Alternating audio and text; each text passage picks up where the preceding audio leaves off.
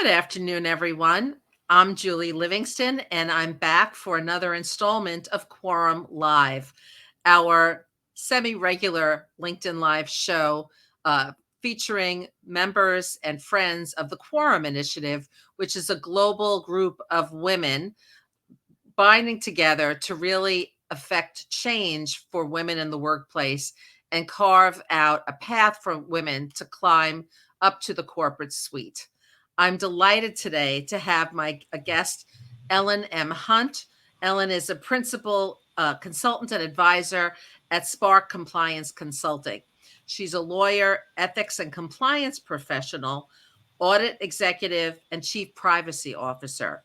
Ellen's expertise is in identifying, evaluating, and mitigating risks as an advisor to the board of directors and senior management across industry sectors. And with 2 decades of management experience under her belt, she has created and designed and managed world-class ethics and compliance programs, including board governance and reporting, instructor-led and online ethics education, policy management frameworks, enterprise and compliance risk processes, as well as handling investigations and regulatory agency inquiries. Ellen is an adjunct professor with the Fordham University School of Law program for corporate ethics and compliance, and she serves on the advisory boards for, lucky us, the Quorum Initiative, Notre Dame, Deloitte Center for Ethical Leadership, Loyola University, Chicago, School of Law and Compliance Studies, and Compliance Week. Ellen is also the co-founder of the 7 Elements Book Club. I love this, Ellen, a book club devoted to ethics and winner of the 2022 award for Best New Idea by Great Women in Compliance podcast. Ellen, thank you so much for being with me today. It's such a pleasure, Julie. Thank you for having me. Great. Well, the pandemic, as many of us know, was really a setback for women who at that point, their kids were home. They had to balance caregiving with working remotely, which was often very challenging. And it really affected how many women were starting to ascend up to the C-suite. And sadly, the percentage of women on corporate boards has really not grown very much. It's just below 25%, which is really unacceptable. How can we affect change in this area? How can we get more female representation on boards? Couple things we can do, Julie. One is we've got to change the current thinking that uses a rote process for who should be on a board. They're always looking for a former CEO or former CFO or an audit partner from one of the big 4. And frankly, let's look at how far that kind of thinking has gotten us. Of course, those people have great skills and talents, but we need a diversity of skills and talents, different experiences and perspectives in the boardroom. We need to have people who think differently and see things differently and advocate for our stakeholders as well as our shareholders. And so we've got to be talking to everyone we know about it's time for a new model and a new way of looking at this. How do you recruit for your board, and what real skills and talents do you want on the board? Because and how can you look beyond that CEO title to find the right talent for the board? Exactly. There are so many talented women who have done so many outstanding things with their career. It just doesn't fit a mold. It doesn't fit in a particular resume or portfolio. But I think those companies that are willing to think differently are going to be the ones that are going to succeed. The other thing we need to do, Julie, is we need to really talk to all the men. Because they need to be our allies, but more than that, they need to be our sponsors. They need to be advocating when we're not in the room. They need to be recommending qualified women that they know to be on these boards. They need to be a voice that keeps on saying, you know what? When I look around the room, not only do I not see enough women, I don't see enough diversity of opinions, experience, and expertise. And all of this, for companies to make a move in this area and really have more representation on their boards of women and women of color, is really a feather in a company's cap. I mean, it gives them something to promote, something to be proud of, and something to really help them in talent attraction and Absolutely. attracting investors, I would think as well. Absolutely. We are now not just buying a product, right? We don't just go to the supermarket and pick something out the shelf without now thinking about, well, where did it come from? What kind of company made this? Is it a good company? Does it treat its employees well? Is it somebody that I want to do business with? And COVID helped us think about that. The ESG movement is helping us think about that. The Remove for Diversity, Equity, and Inclusion is helping us think more about being a conscious consumer and a conscious individual in the worlds we live in. And we want transparency, but we also want those companies to reflect and look like and be like us. And when your board is male, pale, and stale, it's not I like there. that. Right. Right. Yeah, it's not there. So we need those men to advocate for us and understand. And the value goes to the bottom line in many ways, Julie, as you point out. It's not just that consumers want to do business with you because they see that diversity, but it's the richness in the decision making you're going to do, and the richness in the risk identification. Because when you get people who think differently, who can work together in a room, they're going to identify things that otherwise just wouldn't be seen. And when I think about the ESG and transparency, it's shining that light where it hasn't been shown before. Yeah, I was just going to ask you about that. I mean, when you have more representation on the board, those people, women, they have their tentacles to the ground in a different way. They have different sensitivities, they pick up different things, and these could really have a dramatic effect on how a company's reputation is perceived, how it attracts and retains investors. Absolutely. And it's the whole spectrum of stakeholders and shareholders, right? I mean, companies are in business to make money, and that's fine. But it's also how you make that money. And are you doing it in ways in which you are enriching the environments and communities in which you participate?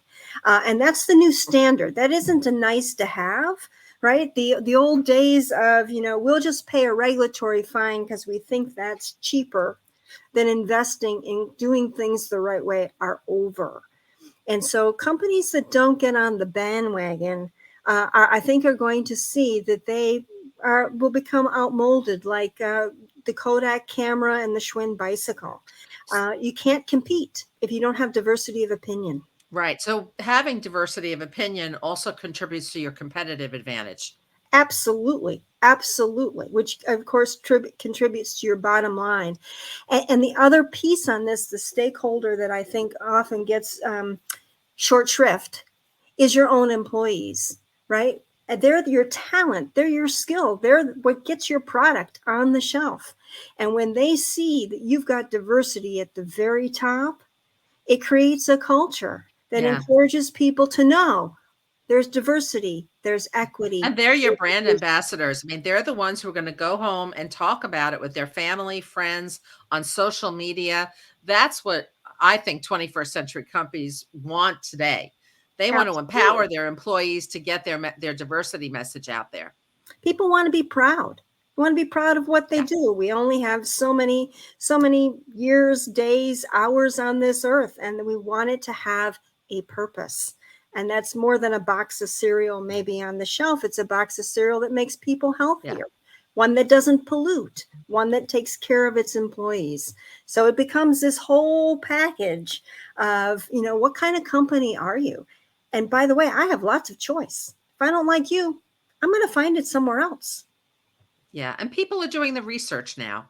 They're really finding out, what the company is about, and what their brand values are. So, how does ESG and compliance play a role? How is it a driver in equity and inclusion Yeah, so and I think consumerism? Yeah, I think it's a huge driver. And I think, one of the things, at least that I have experienced in my career, and I think others would agree, is this continuous conversion and confluence between these different kind of silos. And I think we know we can't live in a siloed world or work in a siloed corporation, right? But to me, the bottom line of all of this is, how do we treat people? How do we treat the people who buy our products? How do we treat the people who supply our products? How do we treat our employees? And all of it comes together, right, when there is a sense of fairness and transparency and openness about what is the company doing and how is it doing, right? Companies that engage in hypocrisy, and I think we've seen that, Oh, whether yeah. you're greenwashing or whitewashing, uh, um, or ethics washing, right? Aren't really just are going to have a very hard time repairing their reputation, because what you've done then is violated the trust, right? And I don't have to do business with a company I don't No, trust anymore. no. So how do women rise up, Ellen? How do they what will the corporate board of the future look like, and how can more women make themselves into candidates for board roles? Yeah, so I think there's a lot of things that you can do. One is, of course, be an expert, and certainly being an expert in more than one thing, right? When you get to the board level, you're really looking for executive breadth and presence, right? You have to be able to read the tea leaves, but also see beyond just your whole area of expertise. Back to that kind of theme of confluence and breaking down silos, you have to see how things connect and work together. And the more that you do that, and the more that you talk about that, or you write about that, or you are seen as a thought leader in regards to that, the more you'll be wanted as a candidate. So I that's kind of how you know that you're board ready. Yeah, well, and I think the other thing that you have to do is you've got to be around board members. You've got to get into the room where it Mm. happens. And that's probably a cocktail party, or it's other kinds of associations where you're talking to people who are on boards, because those are the people who will recommend you. And that's the number one way people get on boards. Somebody says, I know Julie, and she's perfect for this board because. Um, there are also a number of associations and other places that can help you for being board ready. There's the National Association of Corporate Directors. There's 50-50 Women on Boards. There's Women in the Boardroom. And all of those are great programs to help you build the skills. Because the one thing that I would say to anybody, if they want to go on this journey, is there really does have to be a fit. Just getting on a board can't be just something you want to put on your CV or resume. You actually have to really care about what the company is doing and its success. So you have to have something that has a passion for you, and that fit has to be mutual. And you need to understand how to be a board member. It's a very different role than being an executive. Your responsibilities, your fiduciary responsibilities are different.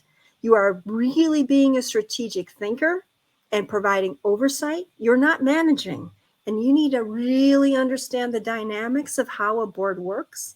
But all those associations are happy, happy to help you on that journey. And if you've already have executive success, learning this will be easy for you. In fact, probably quite interesting.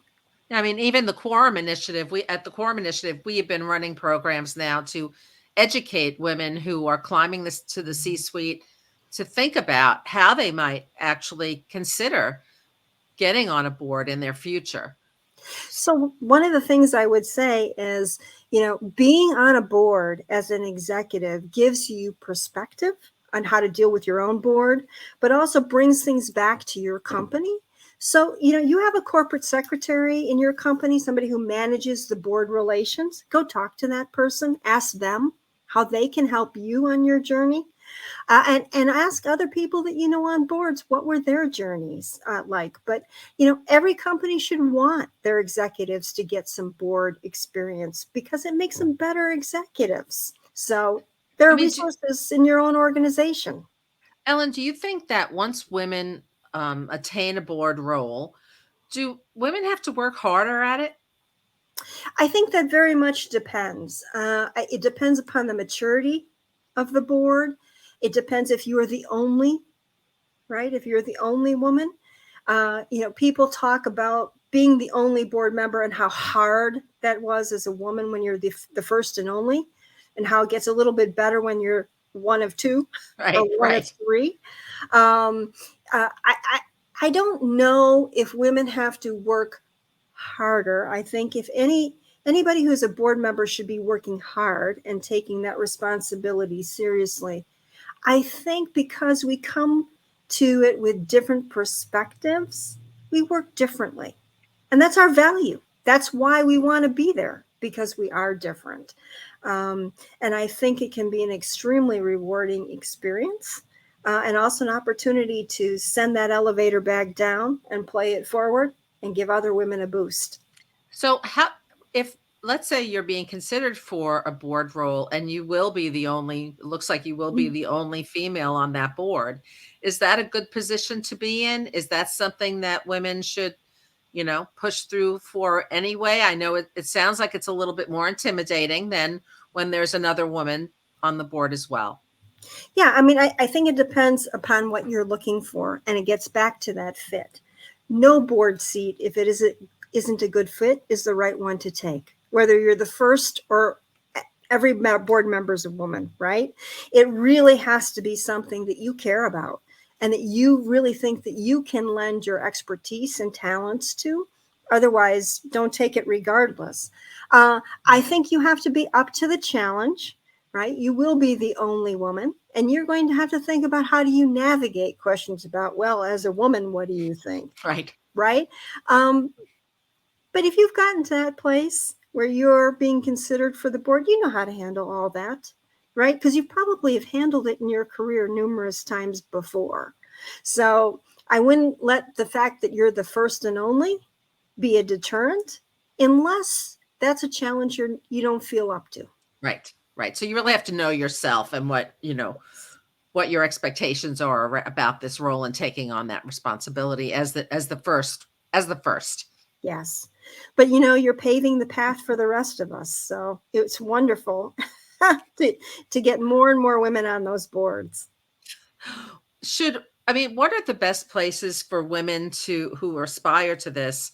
What are the best places for them to glean information and to kind of study up about it? Should they be looking at companies that they love to be on the board of and kind of see how the board is treated, the work that they do? What are the best kind of inroads? Certainly. I mean, that's absolutely a way to do it.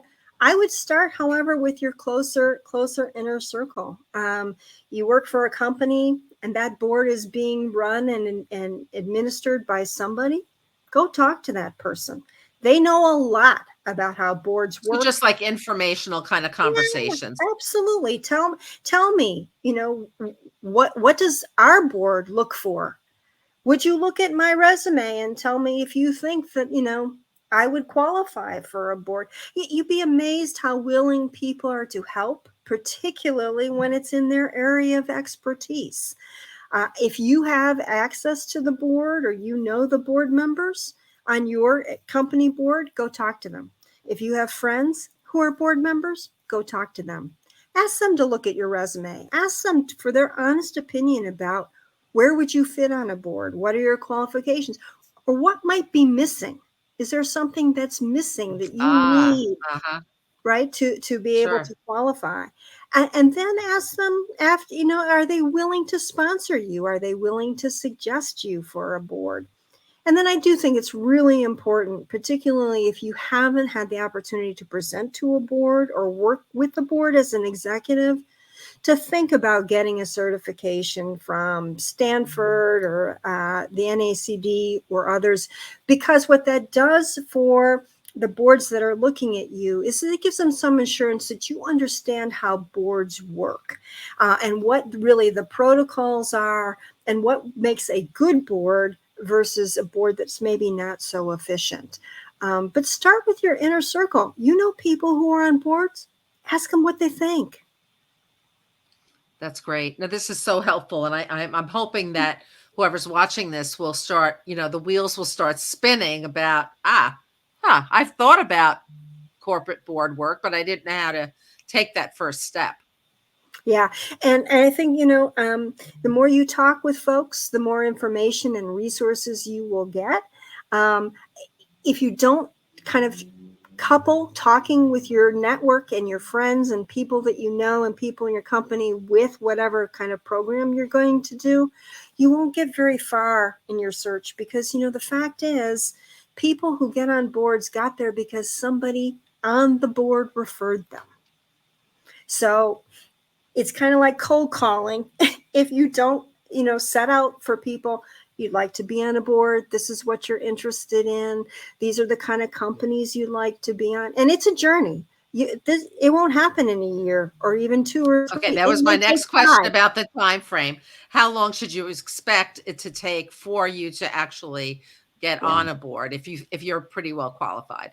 Yeah, it's going to take a number of years, right? Because one of the things about boards is there's many more people who want to be on boards than there are seats. If you're going for a public company, of course, those seats turn over even less, and the requirements and the work load is higher. If you're going for a private company, that might be a shorter journey. But again, one of the things that I think is key is you have to know what you want. And if your approach is, well, I'll just take any board because I think it will look good on my resume. Be more selective. Be very selective, and don't do this just because you think it's a resume enhancer. Do it because you actually care about what the company is doing or the industry or, whatever it might be. But if that passion isn't there, you might find that you've spent a lot of years getting rejected because they're not sure why you want to be on their board. So you have a passion and also an interest in making a difference for that particular organization based on your experience and what you bring to it.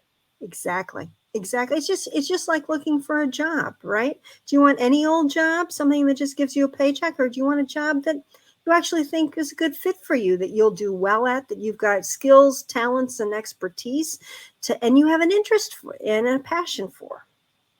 Board work is hard. It's hard. It's not just traveling here, there, or the other place. And actually, depending upon what kind of committee you are, the load for the board members is getting larger and larger and larger. So it's not spring break. Right. Right. So Ellen, I can't believe we're almost at the end here. What's your prediction for 2023? Do you think we're going to be able to raise the percentage of women on corporate boards beyond 25%? I think COVID has really put us back. I read a statistic that we are 300 years from true gender equity. Wow. And as you said, only 25% of our boards are women. So COVID has not been kind to women in general or women on boards. 2023 is not the year that we will see the great turnaround. But I think 2023 is the year to continue to build. We need that foundation of strong women and men supporting each other to get there and to have that path and to be ready. I'm very hopeful that we, in fact, will see this turnaround maybe in the next 5 or 10 years. But it's going to take time, and it's not going to happen this year. And it's one of those things that we have to continually and vigilantly work at. Well, I think that what you're saying is that we can all do our part and start talking about it more. What is it, what will it take for women to be on corporate boards, and start networking? If you are interested, start connecting with people within your organization and start laying the groundwork and get those conversations going, so that when there are opportunities, that your name is one of the first that comes up. Absolutely. And definitely check out the organizations that Ellen mentioned, and keep tuned to the Quorum Initiative, as we will be having ongoing conversations on women in corporate boards over the next year. So Ellen, thank you so much for joining us. And stay tuned for another installment of Quorum Live very soon. Thank you, Julie.